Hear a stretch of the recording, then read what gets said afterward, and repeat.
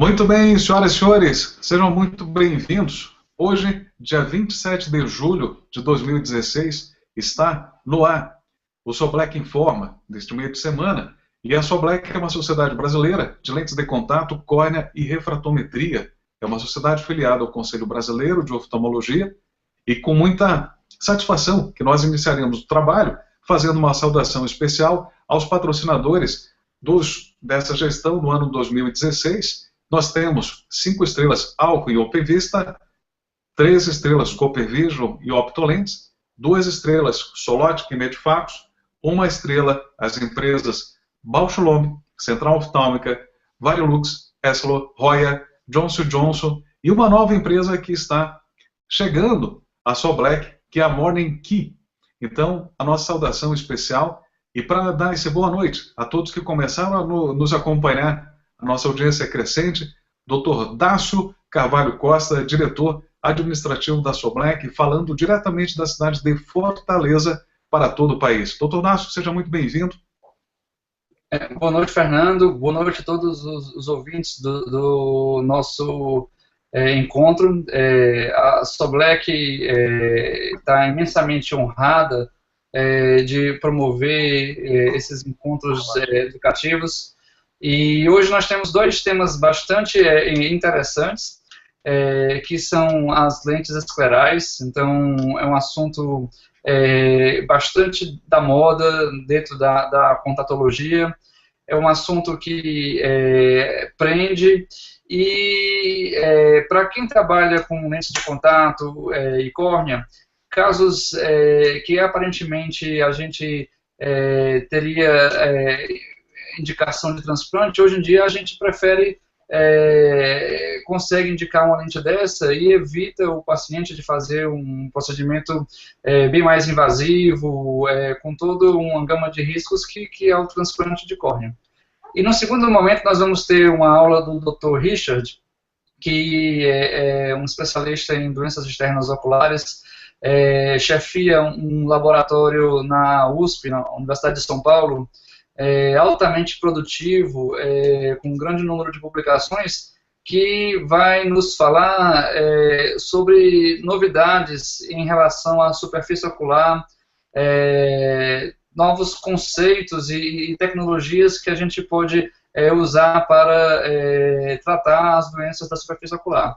Então, acho que vai ser um hangout interessantíssimo, cheio de novidades e cheio de informação prática para o uso do consultório. Então, eu fico bastante feliz de ter todos vocês, ouvintes, participando do nosso hangout. E queria comentar um pouco, Fernando, sobre uma novidade em relação ao Facebook da Soblec, em relação às nossas páginas e como fazer para divulgar o trabalho da Soblec. Você pode falar um pouquinho para a gente sobre isso aí, antes de começar as aulas propriamente ditas? Perfeito. Essa novidade que o Dr. Dácio comenta é extremamente interessante para você que tem uma página no Facebook, por exemplo, você está lá, facebook.com, barra o nome da sua página. O Facebook agora, no dia 29 do mês passado, ele mudou todo o seu algoritmo, que significa aquilo que é importante para que você possa aparecer. O Facebook ele quer voltar para que as pessoas contem as suas histórias e não fique poluindo com tanta propaganda que estava acontecendo. Então, se você tem a sua página lá no Facebook, procure contar uma história, fazer com que a sua informação seja muito mais importante do que a sua própria propaganda. Porque todo aquele volume, enxurrada de informações que muitas vezes eram colocadas, hoje o Facebook está colocando para escanteio.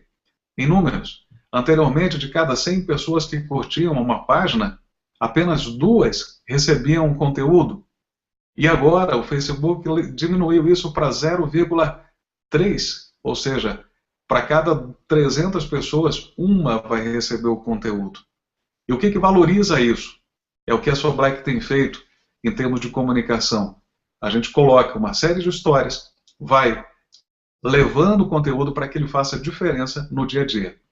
Então a dica é que você se comporte na página da sua instituição, da sua clínica, do seu consultório, como sendo uma pessoa que vai contar as suas histórias. Senão, você vai fazer um investimento grande em termos de conteúdo e isso não vai chegar àquele destino que você esperou ter alcançado.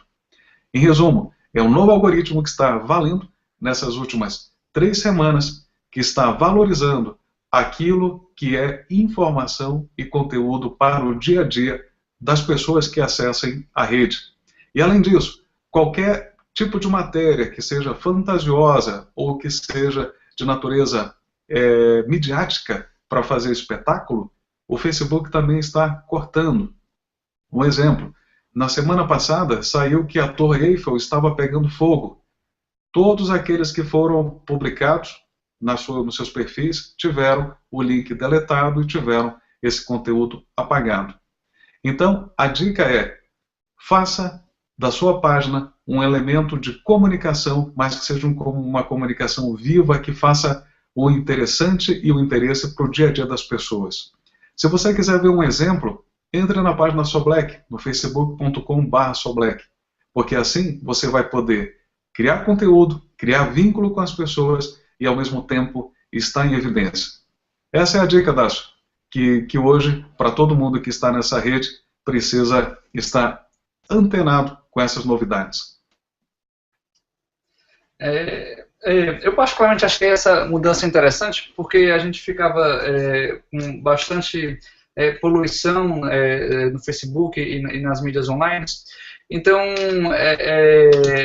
isso valoriza quem dá algum conteúdo ou compartilha algum momento da sua vida. Então, isso é extremamente interessante, né? E a Sobleck, também, enquanto instituição, ela quer entrar na vida do oftalmologista, né? Compartilhando conteúdo, né? Uma instituição séria, idônea, né?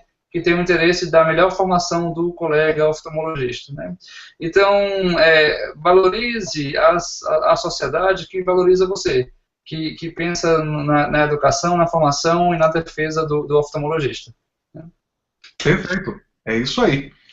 Bom, gente, então essa foi a primeira dica de hoje, e a Sobleck procura, além de trabalhar nos temas que ele tem interesse, corre além de contato e refratometria, além de gestão e marketing, a gente também traz essas novidades para você que nos dá o privilégio e a honra da sua companhia, principalmente nas atividades que a Sobleck tem.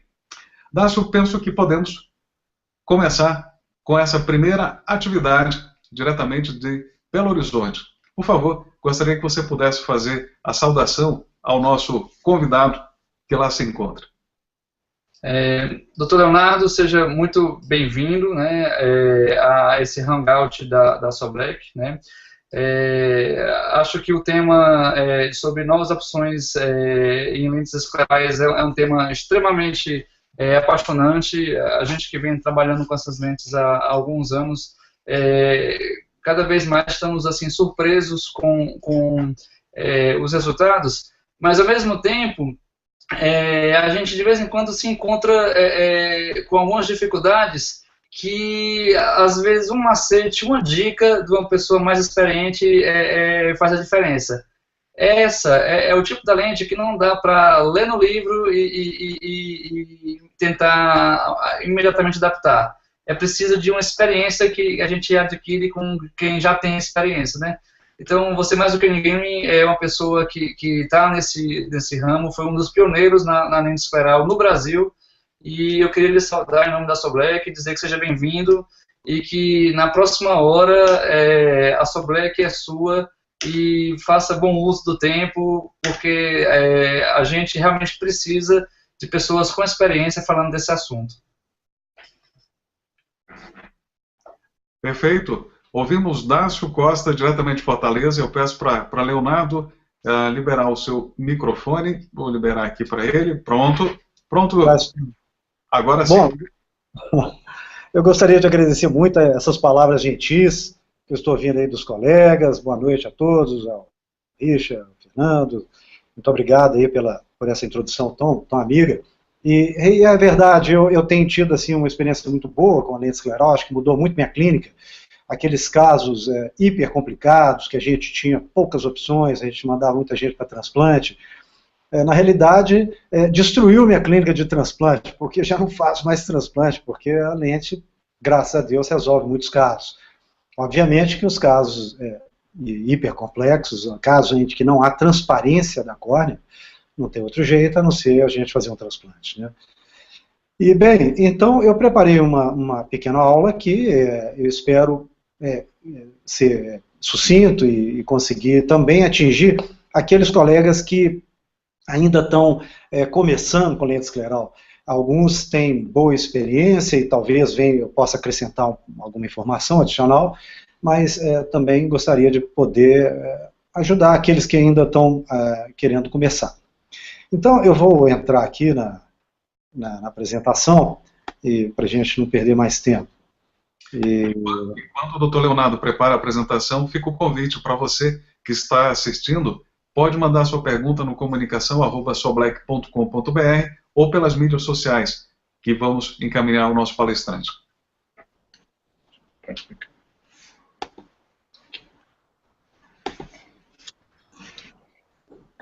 Acho que vocês estão conseguindo ver a apresentação. Nós estamos vendo a apresentação. A primeira página aí está visível para vocês? A primeira, mas não está no modo de apresentação. Na hora que faz o compartilhamento, é a primeira opção, que é o entire screen ou tela cheia. Porque aqui nós estamos vendo apenas o seu Keynote. Tá bem. Então, a primeira opção. Perfeito, agora vai dar certo. Tá melhor agora? Excelente. Ótimo.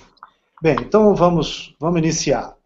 A lente esclera, então, ela é constituída, ela é construída com o material Contamac Extreme, que tem um DK125.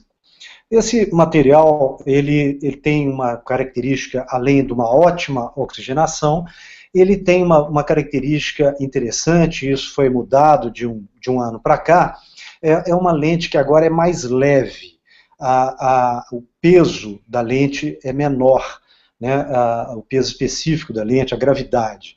Além disso, o material também se tornou mais hidrofílico, o ângulo de umectação da córnea está melhor, então é uma lente que mesmo quando o tratamento plasma já estiver desgastado, ela oferece uma melhor hidrofilicidade para o paciente.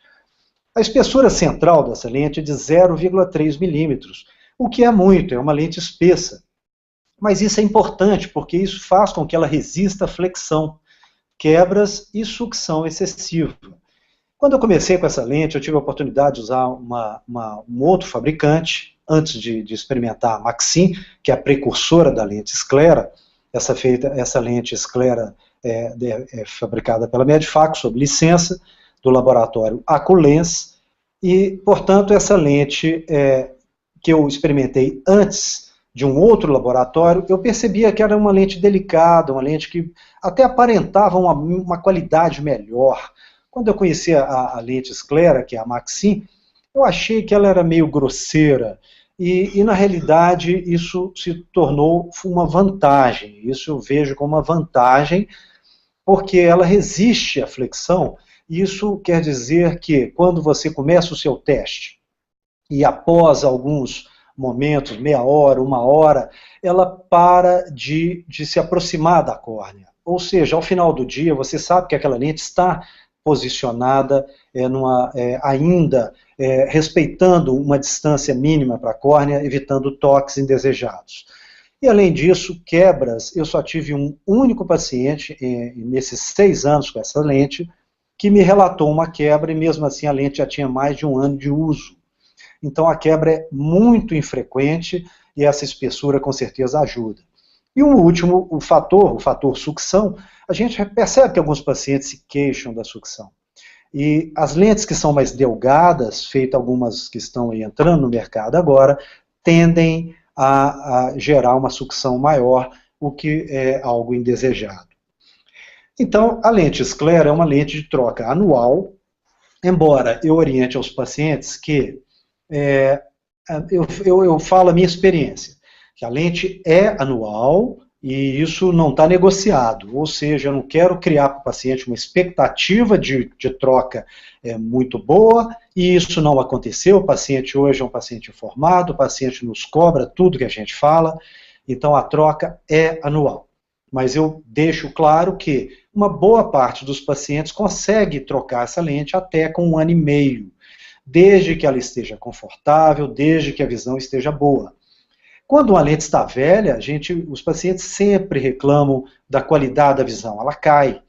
E além da possibilidade de quebrar. Uma lente é feita de plástico, e plásticos ressecam, plásticos ficam velhos. Eu gosto de citar o exemplo, por exemplo, da régua escolar. Quando a régua escolar é nova, a gente consegue, ela é flexível. E uma régua escolar, quando está velha, ela fica fácil de quebrar. Essa lente também tem o tratamento plasma, que gera uma superfície bastante hidrofílica. Ela tende a sujar menos, tende a acumular depósitos, a não acumular depósitos. Então, é um tratamento que nos ajuda e melhora o conforto da lente. As opções de ajuste, até hoje, até essas novidades que eu estou prestes a dizer, eram muito simples e muito limitadas. Elevação ou rebaixamento da curva periférica. Ponto final. Não podíamos fazer mais nada a não ser isso. Elevar a borda, é um nível apenas. Rebaixar a borda, que também é um nível apenas, o que é bem raro a gente pedir para rebaixar uma borda. Geralmente a gente pede para elevar a borda. E agora a gente vai ter alguns recursos extras.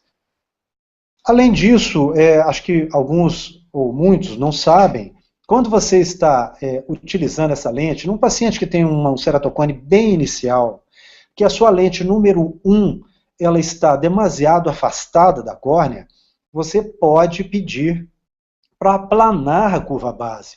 Dessa forma você aproxima a lente da córnea. Ou inversamente, quando você já testou a última lente da caixa de prova, e essa mesma semana eu tive um paciente, fiz esse pedido da Medfax, usando a lente 22, eu pedi que encurvasse a curva base, e dessa forma eu consegui afastar a lente mais ainda da córnea, porque com a última lente eu ainda tinha um toque. Então você tem esse recurso de poder mexer na curva base, e com isso ganhando um poder extra de ajuste. A limpeza diária é a solução Boston, que infelizmente no mercado a gente tem pouquíssimas opções, para não dizer uma opção, a não ser que você queira, e isso corre por conta de cada colega, que você comprar de um fabricante e disponibilizar na sua clínica para venda. Alguns gostam, alguns não gostam de fazer isso, mas nas farmácias a única solução no momento disponível seria a solução Boston, e também a gente precisa usar o soro fisiológico, lembrando que o soro fisiológico não pode ser preservado, porque aquela solução pode gerar irritação. Uso diurno fica a critério médico, então vou explicar melhor.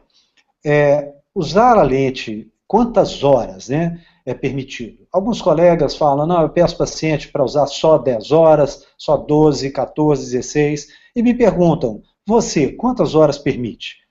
A resposta é, eu deixo que o paciente use o dia inteiro, porque é muito difícil para um paciente que já fez um transplante, que tem um ceratocone avançado, tirar aquilo quando chega do trabalho e colocar seus óculos. Ele não consegue usar o óculos. Ele quer usar a lente. Agora, quais são as limitações? Bem, então, se o paciente tem um pós-transplante, acho que é o caso mais complicado, e esse pós-transplante tem já não está muito bom, é uma córnea que já está envelhecida, que tem uma celularidade baixa, 1.200, 1.000 células, aí sim é melhor a gente diminuir, restringir o número de horas, ou durante o dia também, estimular o paciente a tirar a lente, tira de um olho, fica meia hora sem a lente, depois põe aquela lente, volta, tira do outro olho, alternadamente, para ele não ficar sem enxergar nada, né? Senão ele não almoça, como é que ele vai viver, né?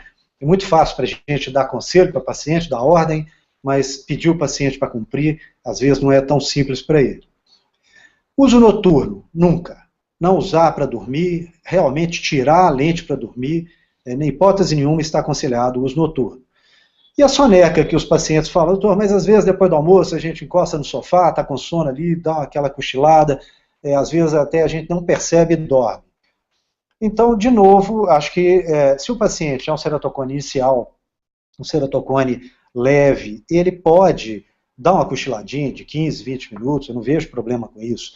Por que eu digo isso? Porque, inadvertidamente, os pacientes nos contam suas experiências. E há muitos anos, eu venho ouvir de alguns pacientes falando assim, doutor, sem querer eu dormi uma noite, dormi duas, aconteceu. E o que aconteceu? A maioria deles reportou para mim que não aconteceu nada. Mas tive pacientes que me relataram grande irritação. Então, só de ouvir isso, que um número pequeno de pacientes teve uma grande irritação, eu já tenho que generalizar e dizer para não dormir nunca. Mas uma soneca para aqueles casos que estão bem, pacientes com ceratocones iniciais, que você conseguiu uma lente bem próxima da córnea, aí sim, eu acho que eu permito sim, 10, 15, 20 minutos, eu não vejo problema, e esses pacientes têm feito isso, e eu tenho acompanhado a microscopia especular dessa turma, pressão intraocular, e não vi nenhuma alteração que me deixasse preocupado. E esportes, claro, acho que é o grande ponto positivo dessa lente, é essa liberdade que nenhuma outra lente, com exceção da lente gelatinosa, dá. Então os esportes, todos, com exceção da natação, porque a natação, mesmo com um bom óculos de natação, pode acontecer de entrar água debaixo da lente, a gente não sabe que água é aquela, aquilo ali aprisionado debaixo da lente, sei lá. Eu não quero ser tão permissivo com os pacientes nesse momento, dessa forma. Bem, então esse é um estudo que mostra o edema de córnea em pacientes com lentes esclerais e, de maneira bem resumida, a gente vê aqui que o uso durante a noite é altamente correlacionado com a densidade endotelial. E esse mesmo estudo, então, na sua conclusão, recomenda que realmente não é uma lente que deve ser usada para uso noturno. Então, esse número 1.000 células, 1.200 células, talvez seja o cutoff para usar ou não usar uma lente escleral.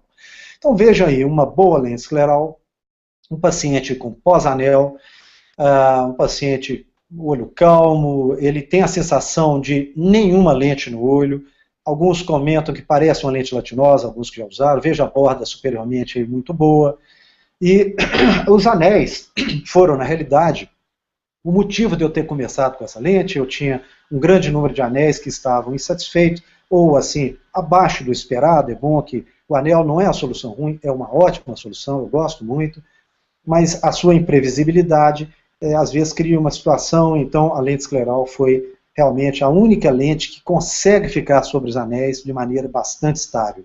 As outras lentes todas têm mais dificuldade de estabilizar. Essas são lentes do Dr. Kleber Godinho, meu querido Kleber, presidente da nossa Soblec. Vejam aí lentes de PMMA dos anos 50, vejam as curvas feitas uma a uma em tornos mecânicos, material PMMA com permeabilidade ao oxigênio zero. 25 milímetros o tamanho, hoje as novas lentes têm 16 milímetros, o material era o Boston XO2, mudou para o Contamac. Então, esses botões são colocados num torno computadorizado, esse é o laboratório lá da Medifacos, os dados são colocados no computador, e a lente, então, é torneada seguindo cada prescrição. Então, em seguida, ela é polida, e logo após o polimento, ela recebe o tratamento plasma. Vejam o que o tratamento plasma faz na superfície do olho. E, felizmente, ele dura muito. Mas a gente deve evitar sabões sobre o tratamento plasma, porque pode remover esse tratamento. Então, a gente deve usar solução Boston e soro, mas evitar sabões, salvo em situações de muita sujeira da lente. Então, a lente fica sem aquelas transições grosseiras, ela é lisinha, ela tem uma progressão muito legal. Continua aquela história, a gente não começa pelas lentes esclerais de maneira geral, a gente começa por lentes simples, evoluindo para as lentes mais sofisticadas. Atualmente a gente tem agora, de pouco tempo para cá, de um ano para cá, semi-esclerais, que são muito boas, mas elas também tocam a córnea. Então, para aquele paciente intolerante, nenhuma lente é como escleral. Então, a lente escleral é percebida, é o melhor de dois mundos. Ela oferece a visão de uma lente rígida e o conforto de uma gelatinosa. E isso é muito interessante. E eu uso muito a escleral, eu trabalho muito com o topo dessa pirâmide. Os pacientes me procuram já querendo conhecer a lente escleral. A maioria dizem assim para mim: doutor, olha, já usei todas as lentes aí, já comprei muitas lentes, eu não consigo usar uma lente, essas outras aí, que ficam na córnea, eu não tolero. Ou a lente sai demais do meu olho e eu realmente quero experimentar uma outra solução. Por isso a minha preferência, então, acaba recaindo sobre as esclerais. Então vejam aí, a caixa de prova, a gente tem o primeiro set com 16 milímetros de diâmetro, esse segundo set com 16,5 e esse último set com 17,5. A primeira lente da caixa de prova, eu estou colocando o mouse em cima, eu não sei se vocês estão percebendo o mouse aí, é a lente mais plana desse set. E a última lente, a sexta lente, é a lente mais curva desse set. A gente nunca faz o teste, passei sem querer. A gente nunca faz o teste misturando, eu vou explicar melhor. Quando você tem uma lente que toca, sua lente digamos, seja número 5, e ela está dando um toque, não é a lente que você quer, você nunca sai dessa lente para uma lente aqui no começo, porque essa lente é uma lente muito curva, e essa é uma lente muito plana, a do andar de baixo, aí, a primeira lente do 16,5 milímetros. Então, se você tem um toque, você sai da lente imediatamente para a lente à sua direita, aí na caixa de prova, que tem uma altura sagital maior. Então, vocês vejam aí, esse olho da esquerda e o da direita são do mesmo paciente. O olho da esquerda é um olho extremamente avançado, um cone já avançado, que por experiência eu gosto de fazer esse exame, de olhar o olho lateralmente, eu não me preocupo tanto com a topografia, eu gosto desse exame de fato, e o que eu vendo esse olho à direita, desculpa, à minha esquerda, estou falando ao contrário, a minha esquerda aqui, essa lente eu poderia usar já a última lente desse set de 16,5. Então já o olho que está à minha direita, a gente percebe que é um ceratocone bem menor, eu já poderia selecionar uma lente de 16 milímetros, uma lente a número 3 ou talvez a número 4, seja uma boa lente para iniciar os testes. Então, vamos exemplificar mais. Aqui à nossa esquerda, vocês estão vendo a foto superior à esquerda, vocês veem que existe um toque na região periférica da córnea, ou seja, essa lente está pequena para essa córnea. O chapéu está pequeno, a cabeça é grande e eu selecionei uma lente pequena. O que eu devo fazer?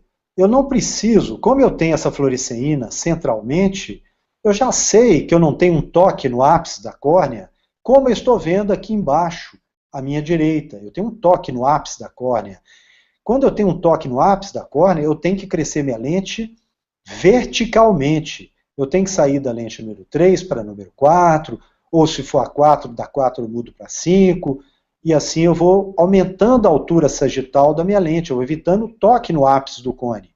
Mas quando eu tenho um toque mais periférico, como está muito claro aqui, eu tenho que sair das lentes de 16 milímetros para 16,5. E se eu já testei a 16,5 e tem esse toque, eu iria para 17,5.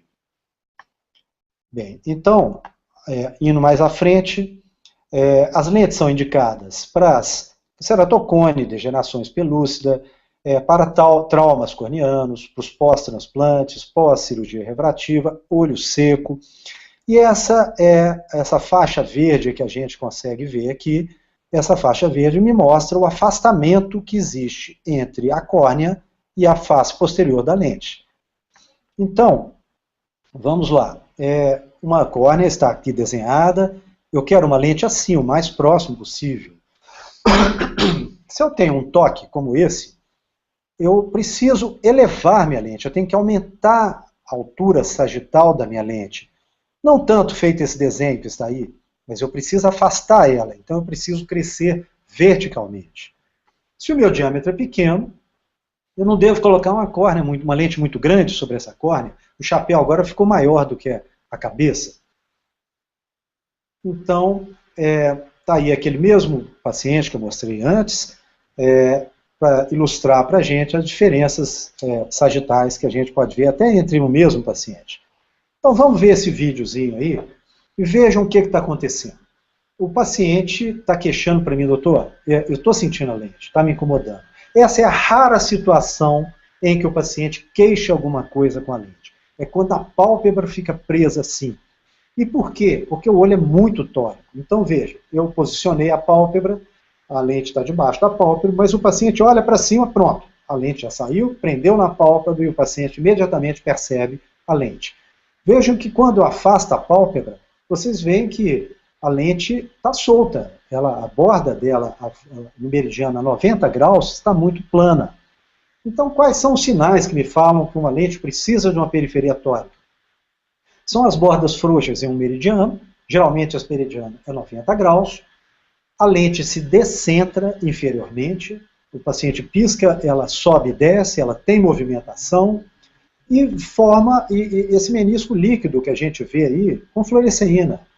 A gente nunca vê fluoresceína assim na pálpebra, no menisco lacrimal. Geralmente a nossa funcionária, a gente mesmo, põe a lente no setor de lentes, o paciente fica 10, 15, 20 minutos na recepção, aquela fluoresceína do filme lacrimal foi toda embora, exceto o que está aprisionado atrás da lente. Então, quando tem fluoresceína no filme lacrimal, indica para a gente que está vazando, está escapando, isso é um indicativo de necessidade de periferia tórica. Vou falar de um caso aqui radical. Um paciente que já tinha indicação ao transplante, me procurou, ele mora no sul de Minas, esse olho, vocês veem as incisões leucomatosas, grossas, uma córnea muito irregular, tentaram fazer suturas para melhorar um pouquinho a situação dele, e esse paciente tem, sem correção, 0,3 de visão, e com a lente de contato, que está aqui agora, a gente que está vendo agora a imagem da sua lente escleral, ele obtém 20/30 ou 0,66, e no olho esquerdo 0,4, ganhou apenas uma linha de visão no olho esquerdo. Então vejam, a fluoresceína, inferiormente e superiormente, ela desce até próximo ao limbo, mas a 3, 9 horas, ela está restrita. E vejam que ela aperta ali, temporalmente, nesse olho. Aliás, temporalmente agora, do outro lado foi o lado nasal. Então ela aperta 3, 9 horas, mas é frouxa no meridiano de 90 graus, como geralmente acontece. E esse paciente, então, eu falei, bom, eu não estava muito satisfeito com isso, mas o paciente ficou simplesmente maravilhado com a lente. Na hora do teste, deu um depoimento que me motivou. Eu falei, bom, a lente aperta um pouco, vamos ver. Eu deixei muito claro para o paciente, eu acho que isso é muito importante para quem está começando. Às vezes isso acontece, mas avisa ao paciente, olha, não sei se a sua lente vai dar certo, é uma lente cara, nós podemos tentar, mas não posso garantir que essa lente vá ser boa sempre. Pode ser que ela seja boa na primeira semana, no primeiro mês, mas depois ela passa a se tornar incômoda. E o paciente concordou, mas concordou assim imediatamente com aquilo, porque o horizonte dele não estava repleto de opções, ele tinha familiares que fizeram transplantes, que não foram bem-sucedidos, e topou na hora. Ele voltou com 30 dias e deu esse depoimento. Vamos ouvir o que ele fala. Hoje eu coloquei essa lente, era 5h30 da manhã. Dirigi 320 km com ela, perfeito, não tive problema nenhum de visão quando o dia vai amanhecendo. Nem começo de sol também, não tive. Uso somente um óculos escuro para poder amenizar um pouquinho a claridade, que a claridade, estou estranhando a claridade ainda, que a gente não estava acostumado com tanta claridade quando nitidez. E estou usando só o soro fisiológico dentro dela.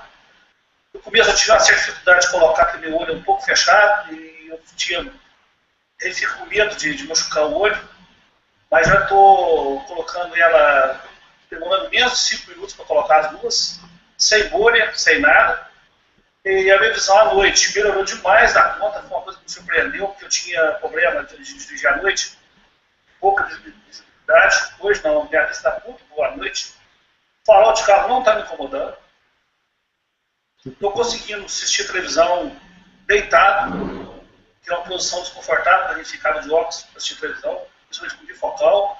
Hoje não tem mais essa televisão deitado até meia-noite, sem problema. Então, já faz um mês que eu estou usando essa lente. Faz um mês que eu estou usando e estou satisfeito.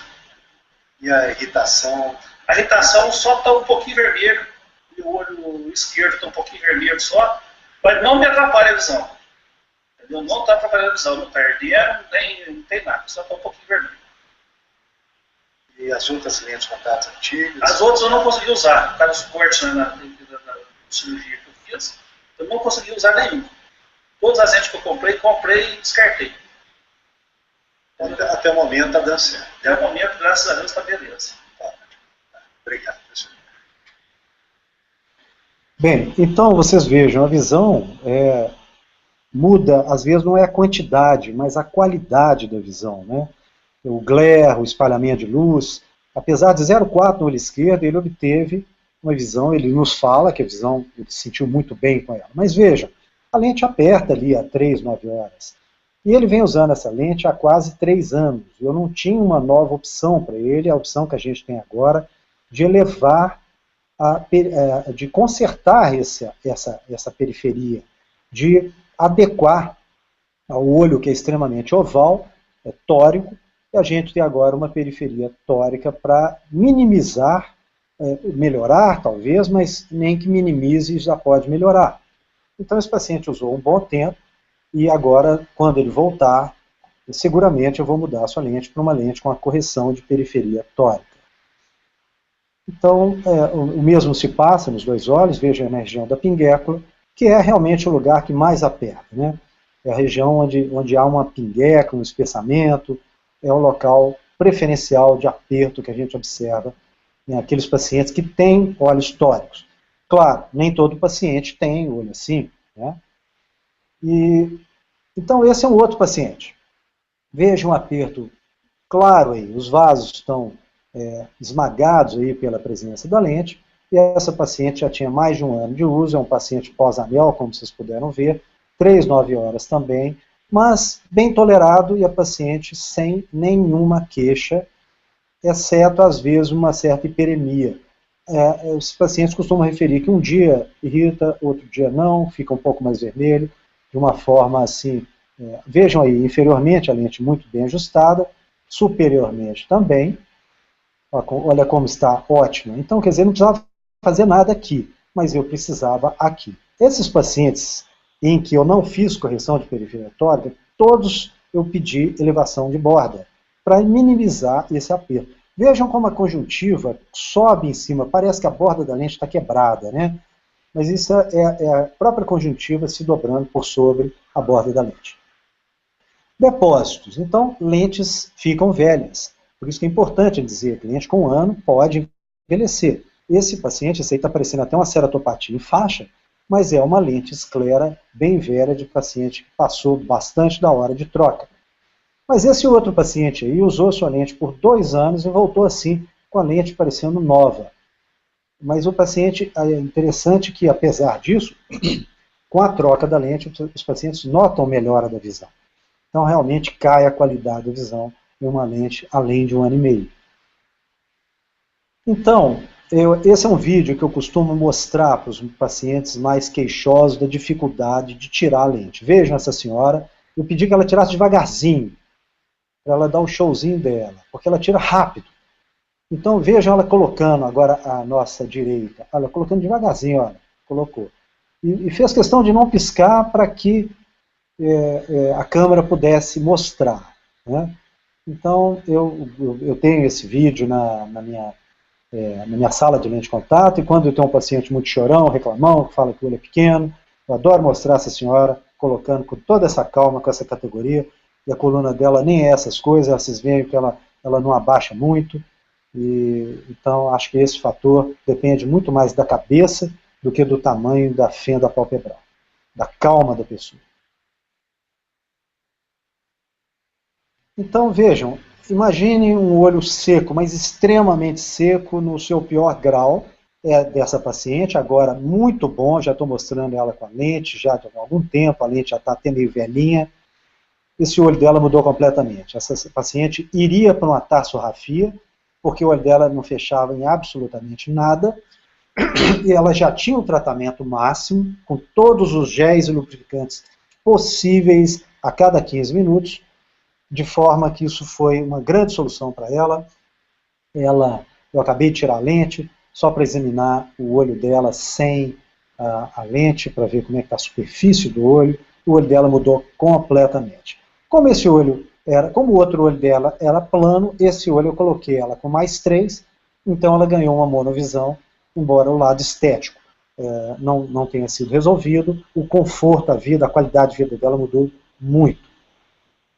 Então, vamos falar um pouquinho do que mudou. São duas novidades, a periferia tórica e a superfície anterior tórica para corrigirmos astigmatismos residuais. Então, nas fotos aqui, a gente pode ver aqui uma bolinha de ar na primeira foto à esquerda e a fluoresceína aqui embaixo, saindo já na borda da lente. Vocês podem ver superiormente também a fluoresceína escapando por causa de um olho extremamente tórico. Aqui foi tanto que a bolha de ar chegou a entrar. Nessa última foto não está muito boa. Então, essas lentes, como que a gente deve fazer? A gente, quando identificarmos uma córnea que precise de uma lente com a superfície, com a curva tórica, com a periferia tórica, a gente vai optar por uma elevação 0,1, cuja modificação é muito discreta, ou 0,2, em que ela, de fato, a gente percebe uma modificação melhor. Se você tem claramente um aperto, 3, 9 horas, eu acho que a gente deve começar com a modificação 0,2. A 0,1 é só se for realmente bem discreta. Além disso, essa lente vem com duas marcas, que não são pretas como essa, são marcas como de lentes gelatinosas, são marcas transparentes, mais visíveis, e que devem ficar alinhadas próximo de 0 a 180. Eu ainda não sei afirmar se é necessário preocupar muito com a posição, porque a lente tende a ir para o seu lugar, embora talvez se a lente esteja um pouco apertada, um pouco ajustada demais, essa lente talvez tenha dificuldade de girar espontaneamente para o seu meridiano. Então, é preferível que o colega oriente o paciente a já colocar essa lente na posição 0,180 graus, exatamente como vocês estão vendo aí nessa foto. E claro, se o aperto que você tem for nessa posição. Eu tenho paciente, eu tenho até filmado, do contrário, o aperto não às 3 e 9 horas, mas às 6 e 12 horas. Mas como o frequente é 3, 9 horas, aliás, essa é a posição mais frequentemente indicada para que se colocar a lente.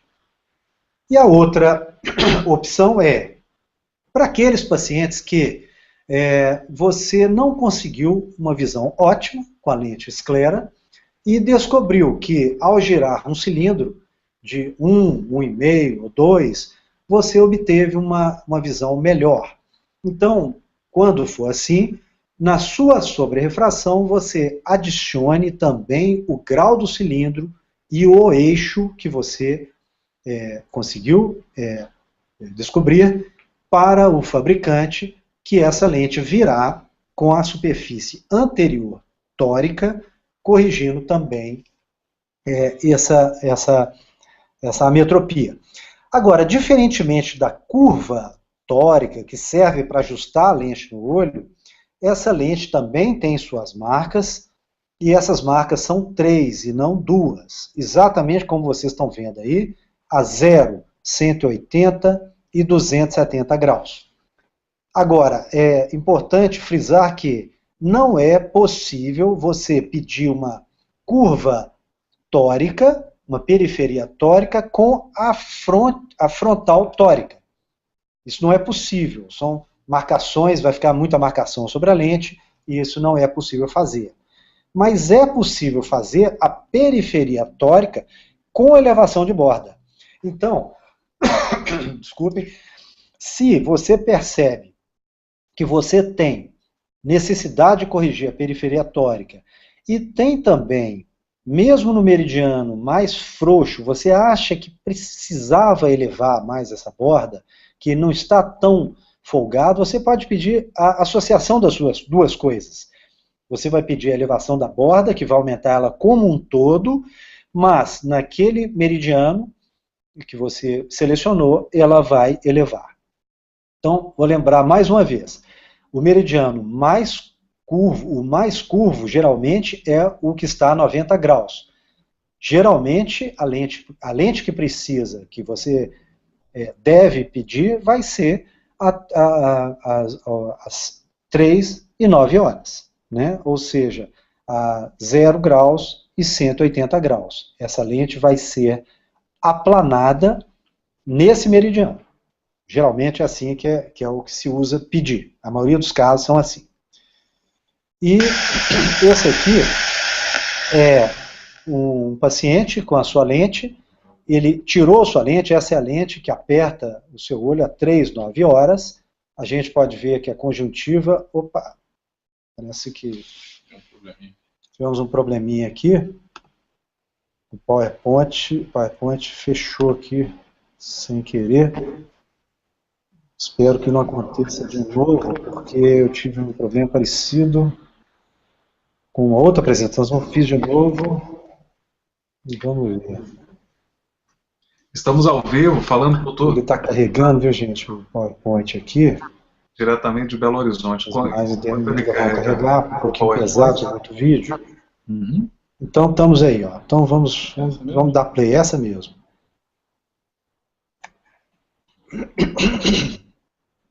Vou tirar o som.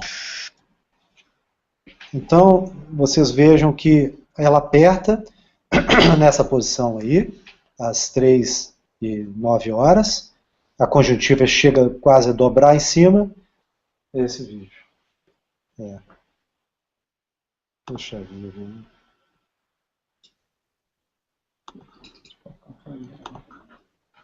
O que é? Não. Não. Esse aqui, peraí, vou passar esse vídeo aqui. Pode colocar. Talvez ele rode sem o PowerPoint.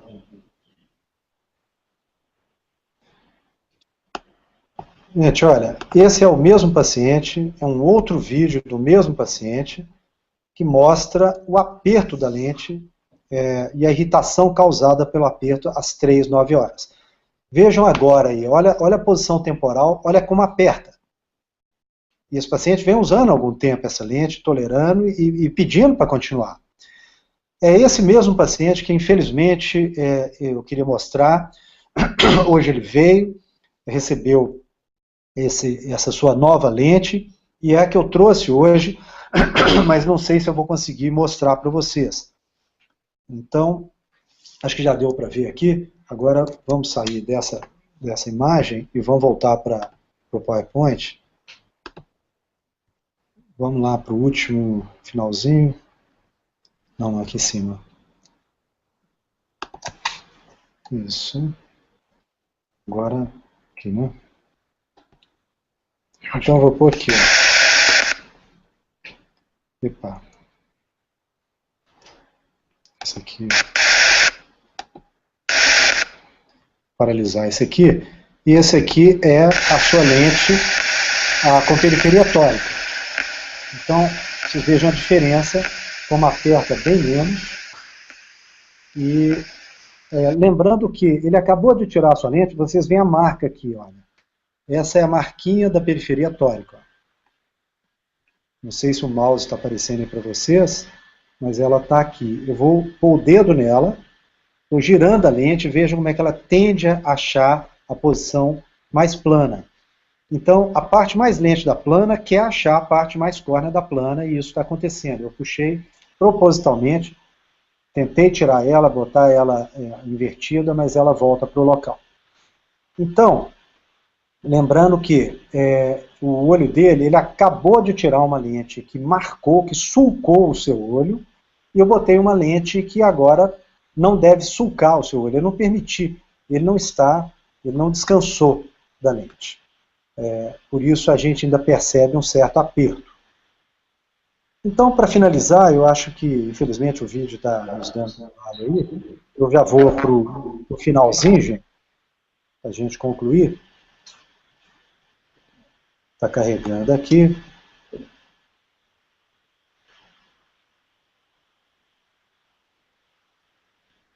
Está carregando, viu, gente? Aguenta um pouquinho aí, que deu aqui um probleminha. Estamos ao vivo, ouvindo o Dr. Leonardo, diretamente da cidade de Belo Horizonte, falando desse tema tão interessante.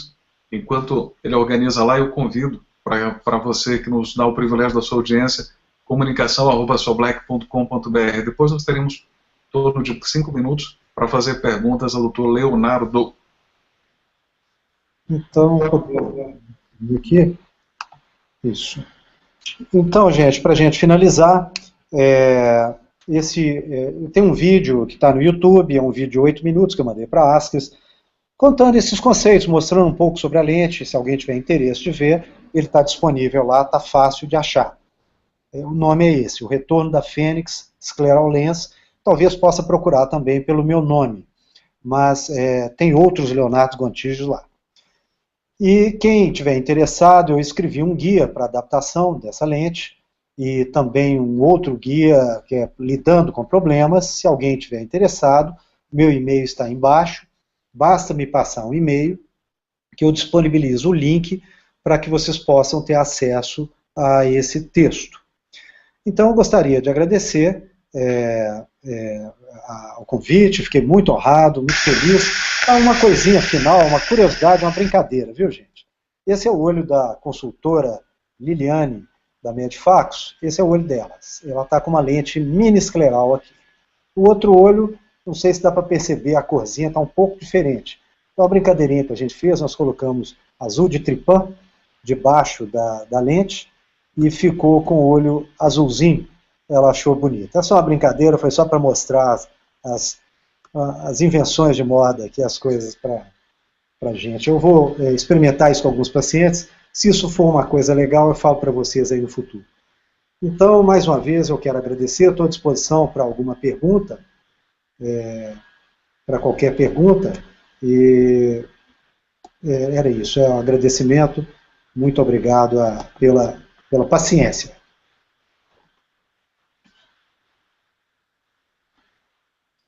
Dr. Leonardo, nós que agradecemos. Eu peço a sua gentileza para encerrar o compartilhamento, para que possamos vê-lo novamente.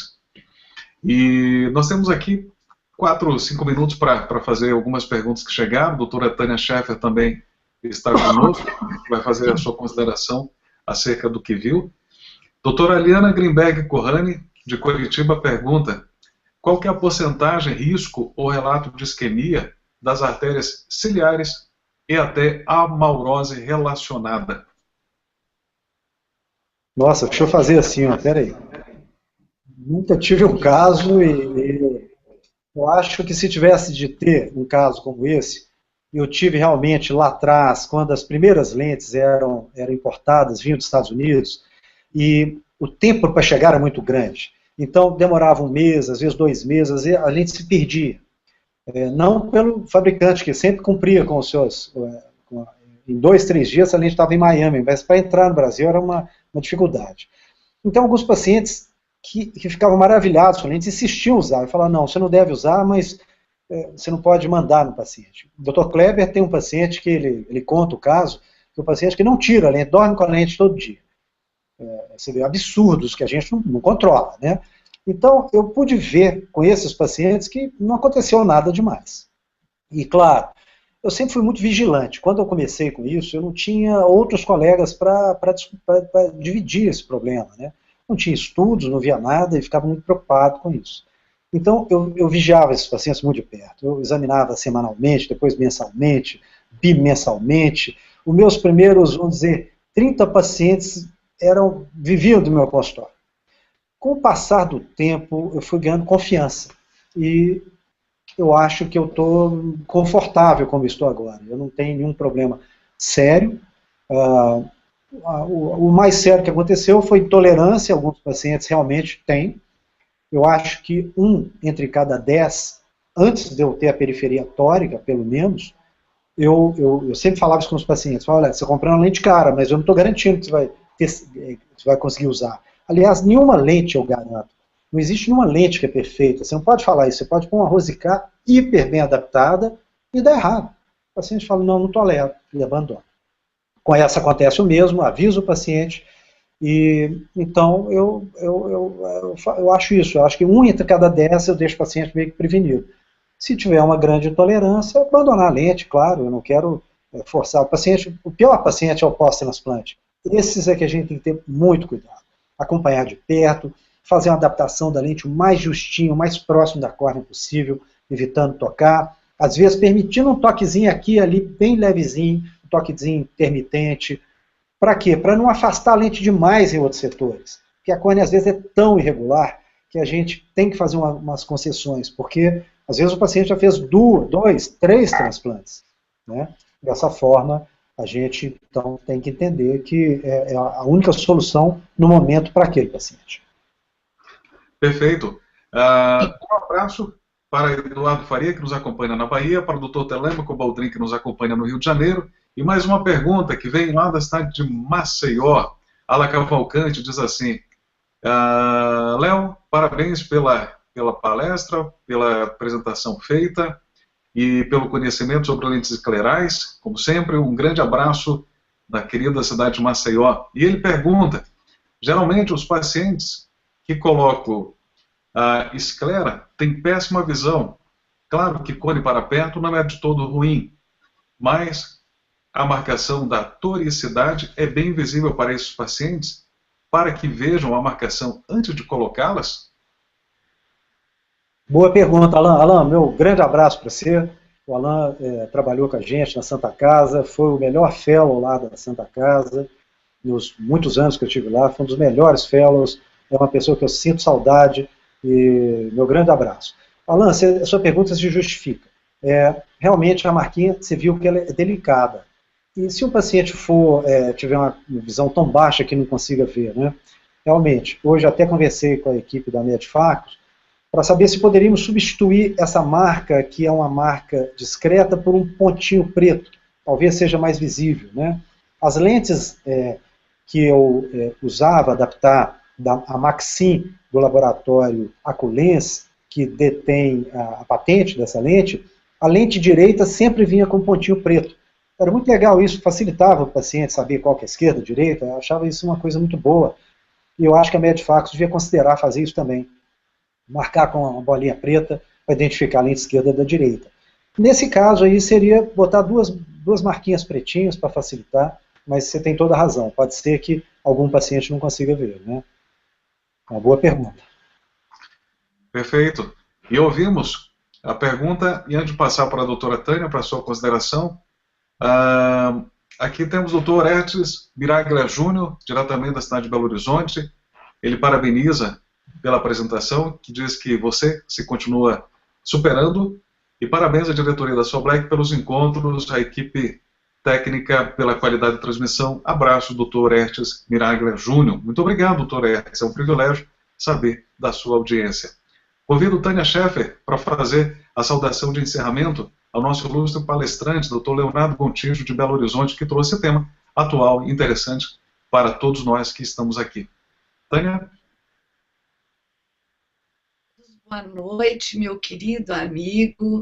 Você, como disse, o Orestes se supera sempre, é um grande mestre, é o pioneiro nessa tecnologia de lentes esclerais, foi aquele que teve coragem de começar a fazer, mesmo que nós já estivéssemos namorando a lente, você trouxe, desbravou essa bandeira, e hoje nós sabemos que é uma realidade, né? Fico muito feliz de ver a sua apresentação com as lentes tóricas, a Medfacos traz esse avanço que era necessário, porque as lentes precisam ser personalizadas, e esse é o caminho que ela está trilhando, e eu acredito que essa lente vai progredir nesse sentido, porque a adaptação de lentes históricas, a gente sabe que elas têm que ser perfeitas, elas não podem permitir as dificuldades que a gente encontra quando a tecnologia não nos alcança. Então, eu quero dizer para você que fico muito feliz de ter você aqui, a Soblec te agradece muito, agradece a Medifacos por esse suporte todo, e pelas perguntas, pela qualidade dos colegas que estão assistindo, isso só vem a engrandecer cada vez mais e honrar os nossos palestrantes como você, Gontijo. Eu espero logo, logo ter você aqui no Clube da Lente de Curitiba. E os outros clubes também querem que você compareça para, junto com todos os grandes mestres, nos dar essa palestra ao vivo, né? Eu só tenho uma pergunta para você, para esclarecer um pouquinho mais sobre as lentes históricas. Quando nós temos... quando é que você indica a toricidade a 90 graus? Nós estamos falando da periferia tórica ou da tórica anterior, Tânia? Da periferia tórica. Periferia tórica. Então, a esclera, a exemplo da córnea, também costuma ser a favor da regra, né? Assim, mais curva verticalmente que horizontalmente, não é isso? Então, a maioria das vezes, a periferia tórica, ela vai ter exatamente essa conformação, ela vai vir com as duas marquinhas a 0 e 180 graus, indicando que aquele vai ser o meridiano mais plano, para que a lente ache exatamente o que está acontecendo ali de baixo no olho, para que copie, né, aquela superfície. Agora, eu até tenho vídeo, um dia eu poderia mostrar, do contrário, de uma córnea que era, de uma esclera que era mais plana verticalmente do que horizontalmente. Se fosse esse o caso, se eu precisasse de uma lente esclera agora, eu teria de informar que a lente, quer dizer, eu teria de orientar o paciente a colocar a lente assim, né? Que ela viria com as marquinhas do meridiano mais plano. Mas o meridiano mais plano, nessa hora, seria vertical, né? Então, eu teria de falar com o paciente para colocar a lente com as marquinhas verticalizadas. Mas a impressão que eu tenho é que, mesmo se eu não colocar muito na posição certa, que ela meio que vai achar o seu espaço, sabe? Eu acredito... Não, perfeito. A pergunta foi exatamente essa, porque nós temos várias topografias de esclera e, às vezes, a gente encontra realmente escleras contra a regra, né? E por isso... E você colocou muito bem. Nós temos uma experiência já há algum tempo com lentes esclerais históricas, e mesmo acontece como acontece com as gelatinosas. Mesmo não há necessidade de se preocupar tanto com a colocação no lugar adequado. A pergunta que o Alan fez.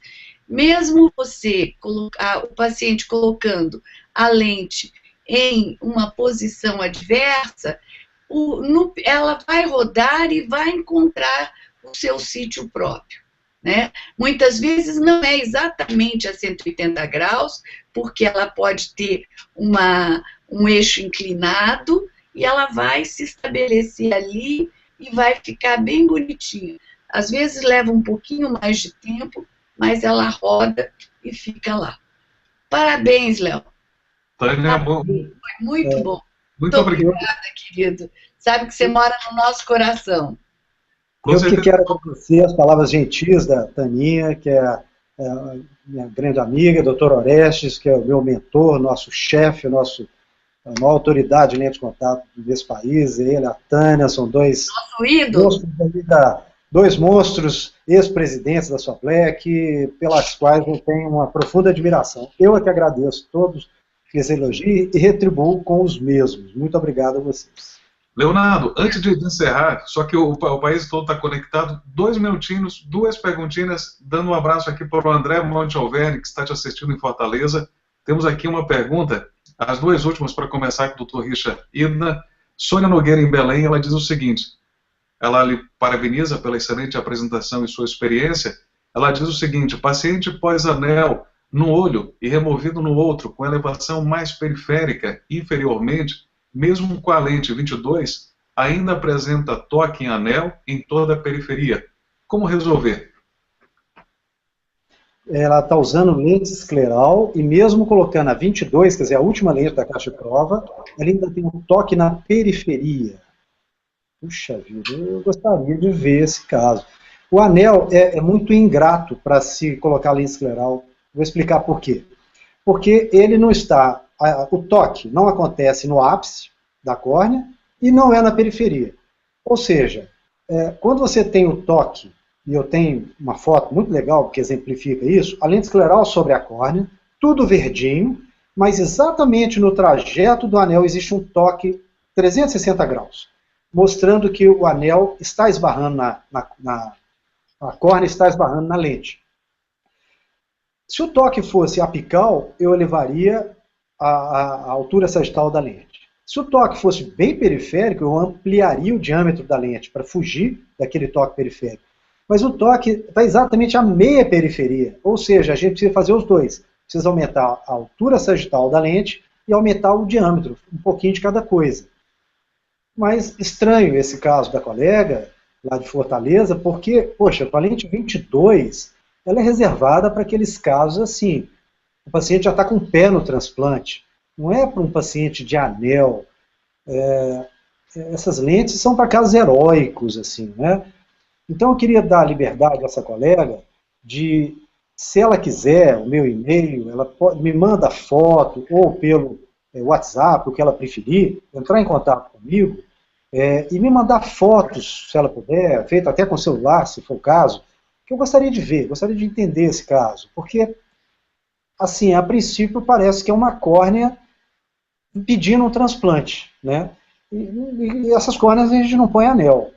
Agora, como ela falou que um olho tirou o anel, e aí eu não entendi talvez a pergunta, se o que tirou o anel conseguiu pôr a lente, aí eu recomendaria tirar esse anel também, porque se vai usar a lente, o anel não está servindo para mais nada, né? O anel aí por baixo já não tem nenhuma serventia, até pelo contrário, serve só para espalhar a luz lá, a luz bate nele, pode dar algum glare, né?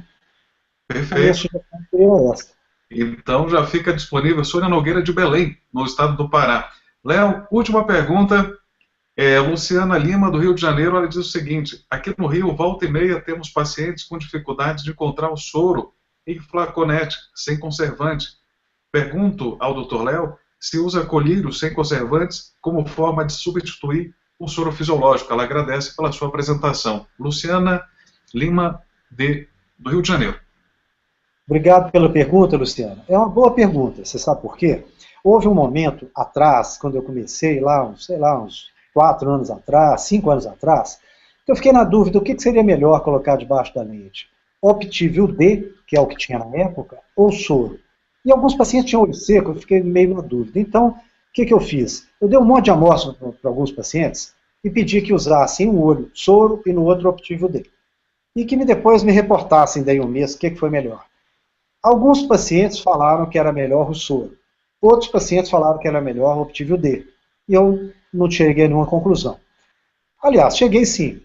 Já que soro é mais barato que o Optivil D e a maioria achou que era igual, eu decidi usar só mesmo soro.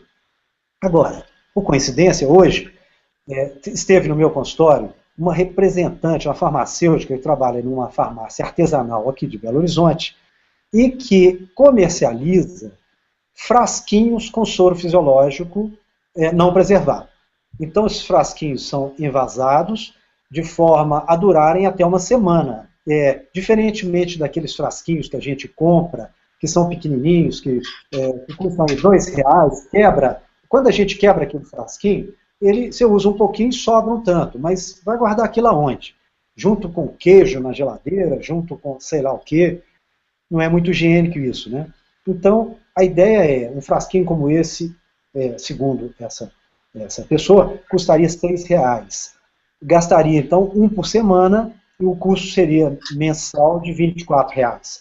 A minha sugestão para você é procurar uma farmácia artesanal, qualquer uma, a mais próxima de você, pedir para fazer exatamente isso, para eles embalarem soro não preservado, em pequenos frascos, e se dispor a vender, o preço a combinar, a pessoa vai na farmácia dessa pessoa, compra, sei lá como, seria uma solução interessante. Foi essa mesma representante que trouxe para mim a azul de Trypan, que eu coloquei debaixo da lente Optimo XC, dessa representante da Medfax, e ela já tinha o olho claro, a íris clara, ficou um azul bonito, ficou legal, pena que o vídeo não rodou direito, vocês não puderam ver.